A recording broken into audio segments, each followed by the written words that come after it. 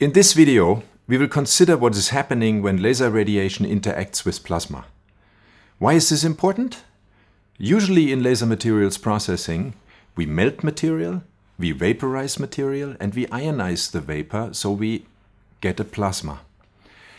And it is very important to understand the interaction of the laser radiation with this vaporized state of matter, with this plasma. And this is exactly the same as if we look at a metal, because in a metal we have a considerable number of free electrons, and the characteristics are very similar to those in a plasma. So once we can describe what is happening in a plasma, we have the same answer for the metal. In more detail, we will look at the following issues. We will just have some motivation on the subject with the example of reflectivity of metals. Then we will go directly into the modeling of that process. Then we look at the reflectivity and the absorption in metals and plasmas. We will learn about inverse Bremsstrahlung, which is the process how electromagnetic energy can be absorbed in a plasma. A little more on the definition of a plasma, the Debye length, and last not wave, laser-induced absorption waves as a result of the absorption of laser radiation in plasmas. To motivate and pick you up at a point where you all are, you know what this is, every student knows. So the reason why I list it here and show it here in this example is that it has a high reflectivity. Metals in general are characterized by high reflectivity. Why is that?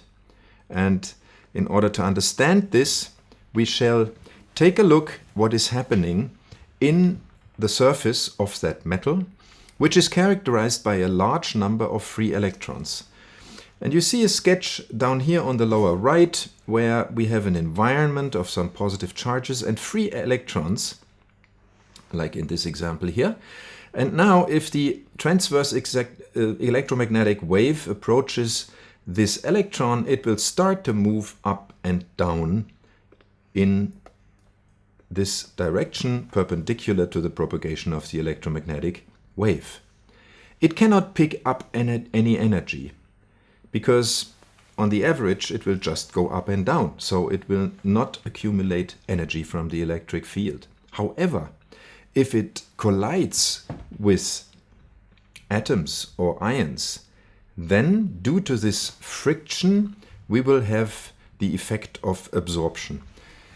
To put this analytically in an equation, you see on the upper left the typical Newtonian formulation, the acceleration mass times x double dot plus a friction term which is proportional to the speed of the particle, the velocity, x dot.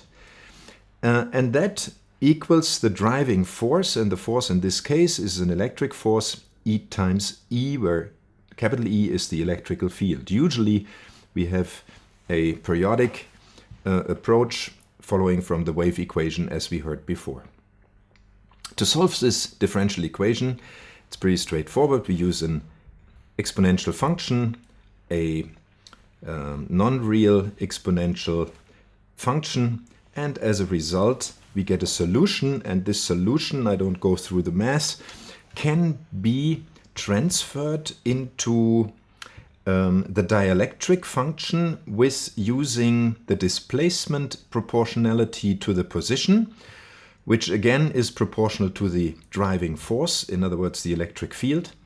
And the polarization is just charge times separation, the d. So if we put this all together, we get the dielectric function, which is directly proportional to the polarization. And if we plug in all these values from the solution, we end up with this term down here. So the dielectric coefficient epsilon is given by basically the frequency of the driving light, the friction term in terms of a collision frequency nu c, and a expression which is called omega p. Omega p is the plasma frequency. You see it up here on the right. It is just a number of physical constants like the charge, the dielectric constant, the mass of the electron, and, important, the electron density. In here we have the electron density as the only variable in the plasma frequency. The collision frequency is simply 1 over the collision time, tau. So, in this very simple mechanical approach, we then can describe what's happening, and if we remember that the dielectric function is related to the index of refraction, just using the index of refraction has a real part and an imaginary part, and this whole value corresponds to the root of the dielectric function. So once we know the dielectric function, we can easily deduct the index of refraction, and if we look at the solution, it is very simple. It is just the root of 1 minus omega p square over omega. Again, omega p is more or less the electron density, and omega is the frequency of the driving light. So you see already that the index of refraction just depends on the number of electrons in the plasma and the exciting frequency of the laser. For the solution we can find two domains, one in which omega is smaller than the plasma frequency, and then we get this expression here, which is purely imaginary, and if omega is larger than the plasma frequency, we just get a real solution, a real part expression for the index of refraction. If we combine this now with Fresnel's formula for the reflectivity, which just combines the index of refraction with the reflectivity, we can directly look at the result in terms of the reflectivity, and then again we have the two domains. One is where the exciting frequency is lower than the plasma frequency, and one which is higher, and you see the result plotted in the curve on the lower right.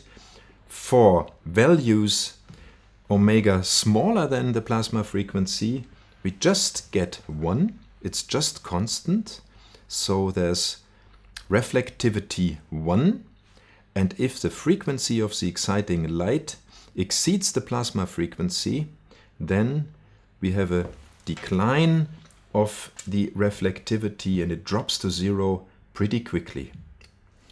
And that is why this bottle opener was so shiny, because the visible light has a much smaller frequency than the plasma frequency in the metals. We will come to numbers in a second.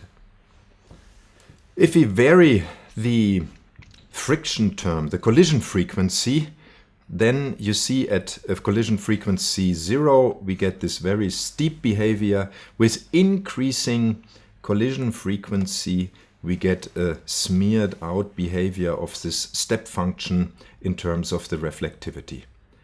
To get some more hands-on values, let me show you a comparison of the experiment and the theory I just displayed to you. Here you see the Drude model in the dotted line and the experiment in the solid line, and of course it is in the Drude model for collision frequency 0. In reality we do have collision frequencies and some absorption. That's why this experimental curves looks a little different.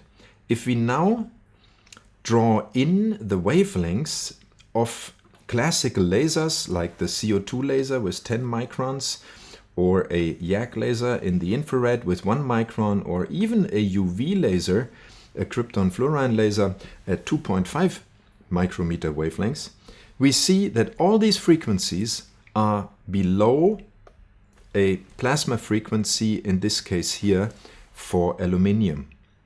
So, in all of these cases, we see that the reflectivity is almost 1, and needless to say, if you imagine you would have a laser with a higher frequency, a lower wavelength, we could get beyond this critical value and immediately come into a regime in which we have no reflection anymore, but transmission and absorption will dominate.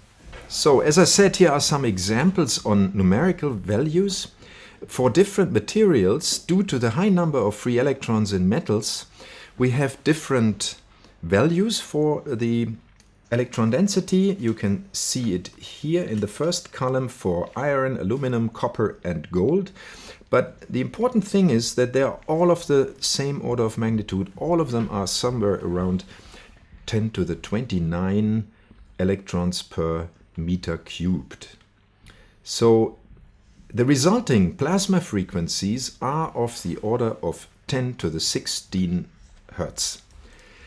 And as I showed you in the view graph before, all the visible and infrared wavelengths of the lasers that we use are below this value. So that is why for practically all active lasers that we have today, the plasma frequency of all metals are higher than the laser frequencies, which means that this laser light is highly reflected. So far we learned that depending on the frequency of the incident laser light, we can have reflection or we can have transmission and absorption. And the parameter, the key parameter determining this is fundamentally the electron density, or with a few constants combined, the plasma frequency. So this is easy to compare. If the laser frequency is below the plasma frequency, we'll get high reflection, reflectivity 1. If it is beyond the plasma frequency, we get transmission or absorption.